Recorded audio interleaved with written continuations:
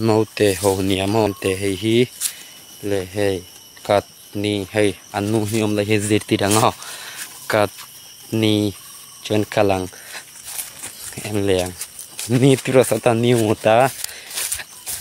pani muta pani peruk pasaritur pariatur nilokat hey ente sen pakatiro kat ni dumjok nilo sen hi ni tum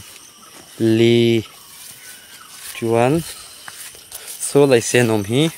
so tapani tiro pani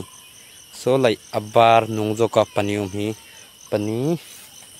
patum pali panga hemi dungjok ma om sen hi katni tum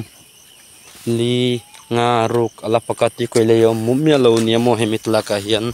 hei an la pakat pani heta hian varjok tel nen hemi sen pani nen var nen tian patum na chon hemi sen nen sota pani nen patum na paruk na tiro paruk na chuan paruk ni le paruk katni tum li nga ruk chuan adang mulo pakat jok khoi om mulo wa